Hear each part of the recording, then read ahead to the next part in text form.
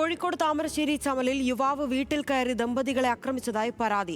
ചമൽ സ്വദേശി ജോമോന്റെ വീട്ടിലാണ് ആക്രമണമുണ്ടായത്. അക്രമി വീട്ടുമുറ്റത്ത് നിർത്തിയിട്ട കാറിന് പെട്രോൾ ഒഴിച്ച് തീവയ്ക്കുകയും വീട്ടമ്മയുടെ ദേഹത്ത് പെട്രോൾ ഒഴിച്ച് തീ കൊളുത്താൻ ശ്രമിച്ചതായും പരാതിയുണ്ട്. ആക്രമണം നടത്തിയ കരപ്പറ്റ സ്വദേശി അർജുനെ പോലീസ് കസ്റ്റഡിയിലെടുത്തു.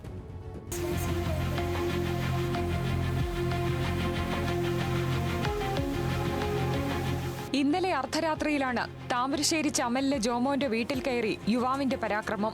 പ്രതി കരപ്പറ്റ സ്വദേശി അർജുൻ വീട്ടുമുറ്റത്ത് നിർത്തിയിട്ട കാറിന് പെട്രോൾ ഒഴിച്ച് തീയിടുകയും സ്ത്രീയുടെ ദേഹത്ത് പെട്രോൾ ഒഴിച്ച് തീ കൊളുത്താൻ ശ്രമിക്കുകയും ചെയ്യുകയായിരുന്നു.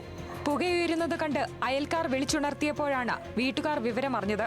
കാർ കത്തുന്നത് കണ്ടയുടനെ വീട്ടുകാരും സമീപവാസികളും ചേർന്ന് വെള്ളമൊഴിച്ച് തീ അണയ്ക്കുകയായിരുന്നു. തുടർന്ന് പ്രതി കയ്യിലുണ്ടായിരുന്ന പെട്രോൾ സ്ത്രീയുടെ ദേഹത്തൊഴിച്ച് തീ കൊളുത്താൻ ശ്രമിച്ചു. ഇത് ചെയ്ത ആള് അവിടെ ഞങ്ങളുടെ വീടിന്റെ നേരെ മോളിൽ നിന്ന് ഒരു കുപ്പി പെട്രോളായിട്ട് വരികയും ചെയ്തു. പെട്രോളായിട്ട് വന്നിട്ട് ഞാനാ ചെയ്തത്, നിങ്ങൾക്ക് എന്തെങ്കിലും ചെയ്യാൻ പറ്റുമോ എന്ന് വെച്ചു.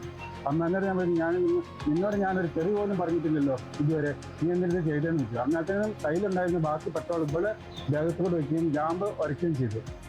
ജാമ്പ് ഉരയ്ക്കാൻ ശ്രമിച്ചു. ജാമ്പ് ഉരയ്ക്കാൻ ഞാനത് കൈ കൊണ്ട് പിടിച്ചിട്ട് ഈ വ്യക്തിനെ കയ്യും കാലും കെട്ടി കൂടിയിട്ട് പോലീസിന് വിവരം അറിയിച്ചു. പാവം ഞങ്ങൾ വണ്ടി കണ്ടില്ല, ഞങ്ങൾ അന്ന് പണിയെടുത്ത് ജീവിക്കുന്ന വ്യക്തികളെ ഈ ഒരു അവസ്ഥ ഒരു വഴിച്ചിട്ട് വരാതിരിക്കും.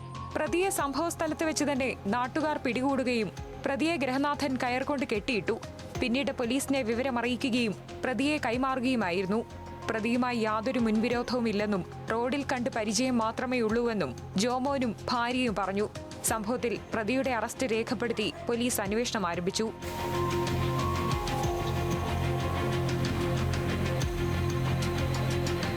മാസങ്ങൾക്ക് മുൻപ് ചമൽ കാരപ്പറ്റ ക്ഷേത്രത്തിലെ ഗുരുതിത്തറയിൽ നിന്നും വാൾ കൈക്കലാക്കി സഹോദരനെ വെട്ടി പരിക്കേൽപ്പിച്ചതടക്കം നിരവധി കേസുകൾ പ്രതിക്കെതിരെ ഉണ്ടെന്ന് പോലീസ് വ്യക്തമാക്കി.